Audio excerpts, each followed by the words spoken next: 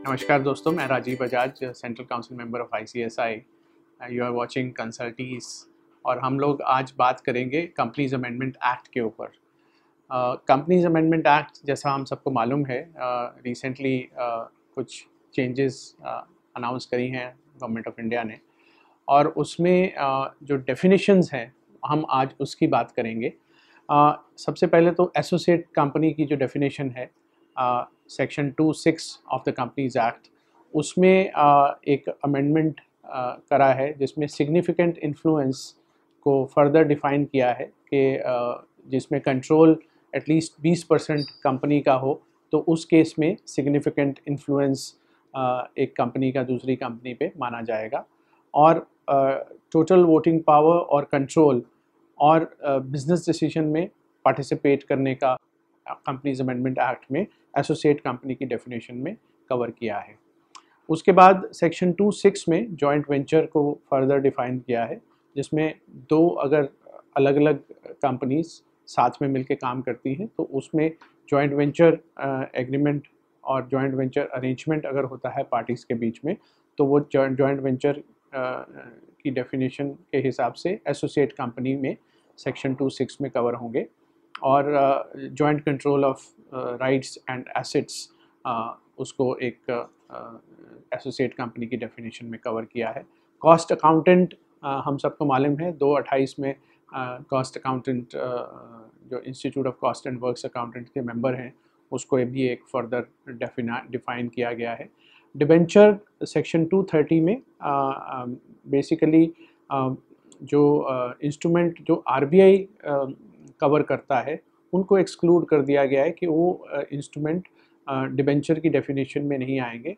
जो कंपनी मान लो debenture issue करती है या स्टॉक या बॉन्ड इशू करती है, वही डिबेंचर की डेफिनेशन सेक्शन 230 में आएंगे।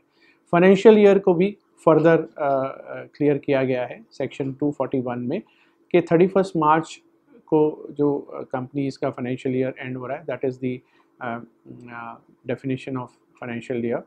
और अगर 1 जनवरी से बाद में इनकॉर्पोरेट हुई है कंपनी, तो 31 March of the next year will be the financial year. और companies can have different financial year also, जैसे होल्डिंग कंपनी का मान लो 31 मार्च है, दूसरा जो एसोसिएट कंपनी है उसका जनवरी है मान लीजिए, या दिसंबर है, तो भी ये हो सकता है। और हम उसको फाइनेंशियल ईयर को आगे जाके एक कंसोलिडेट करने की गवर्नमेंट की एक इंटेंशन है कि 31 मार्च सबका ही फाइनेंशियल ईयर क्लोजिंग हो जाए, तो इस तरफ हम अग्रसर हो रहे हैं। और होल्डिंग कंपनी को भी सेक्शन 246 में डिफाइन किया गया है, जिसमें कि holding company which is having a subsidiary company means वो एक और कंपनी को कंट्रोल करती है और उनकी एसेट्स को और उसके शेयर होल्डिंग को कंट्रोल करती है।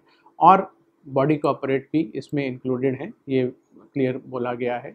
और इंटरेस्टेड डायरेक्टर के बारे में भी बात करी सेक्शन 249 में, जिसमें जो पहले 184 में बहुत डिटेल में ये डेफिनेशन कवर्ड है, तो इस पर्टिकुलर 249 की डेफिनेशन को हटा दिया गया है ताकि कोई एम्बिग्युइटी ना रहे, एक क्लैरिटी हो जाए कि 184 की जो डेफिनेशन है उसी को हम फॉलो करेंगे।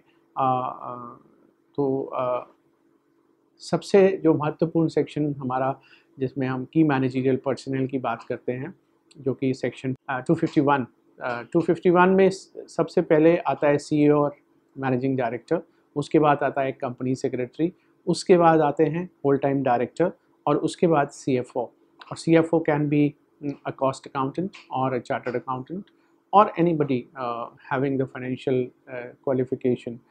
और उसके बाद such other officers which are next to that level of KMP। तो ये देखना बहुत महत्वपूर्ण है कि MD के बाद कंपनी सेक्रेटरी नंबर 2 पे है, और नंबर 3 पे होल टाइम डायरेक्टर है, और नंबर 4 पे CFO है।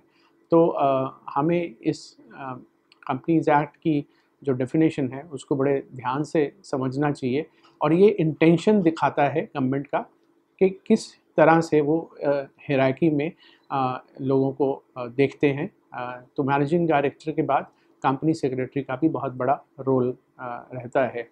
उसके बाद नेटवर्थ की डेफिनेशन 257 में बात की गई है, जिसमें ये है कि जितना भी पेड अप कैपिटल है और जो रिजर्व्स हैं कंपनी के और सिक्योरिटी प्रीमियम अकाउंट है, उन सब को मिला के नेटवर्थ कंपनी की देखी जाएगी। और अगर कोई कंपनी में अकोमुलेटेड लॉसेस हैं या कोई डेफर्ड एक्सपेंडिचर है या कोई ऐसा एक्सपेंडिचर है जो राइट ऑफ नहीं किया गया है, तो उसको भी हटा के फिर नेटवर्थ हम आंकेंगे। और जो पहले reserves created out of revaluation assets और राइटिंग बैक ऑफ डेप्रिसिएशन, उसको इग्नोर करेंगे, उसको मान के नहीं चलेंगे for the purpose of calculation of net worth. तो ये बहुत इम्पॉर्टेंट चीज़ है, हमें इसका ध्यान रखना है।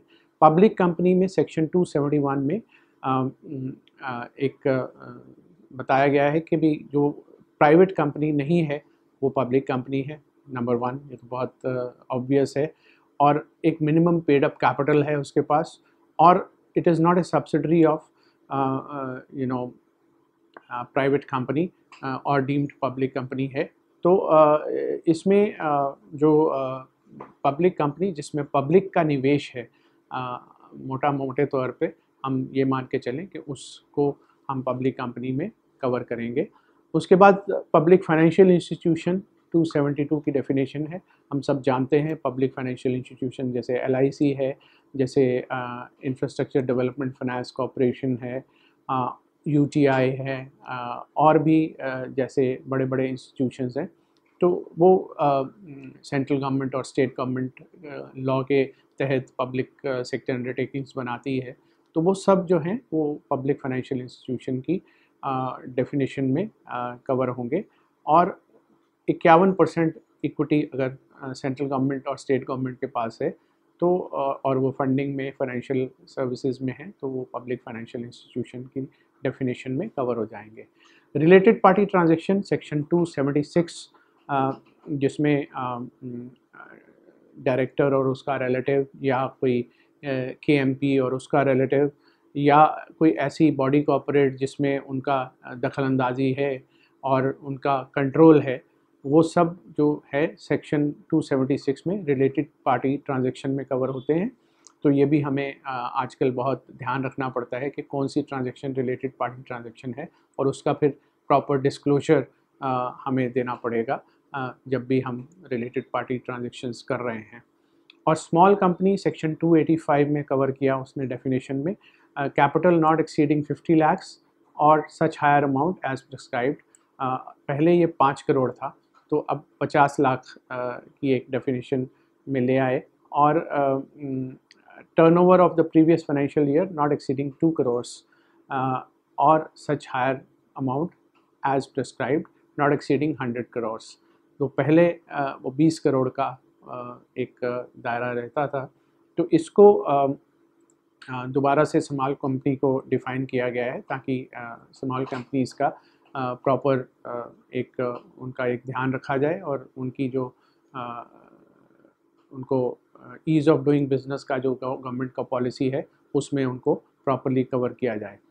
उसके बाद सब्सिडरी कंपनी सेक्शन 287 में डिफ़ाइन किया गया, जिसमें control the composition of the board. अगर बोर्ड का कंट्रोल एक कंपनी दूसरी कंपनी का कर रही है, या हाफ ऑफ द कैपिटल, आधा से ज़्यादा उसका जो कैपिटल है उसको कंट्रोल कर रही है, तो वो कंपनी दूसरी कंपनी की सब्सिडरी कंपनी मानी जाएगी।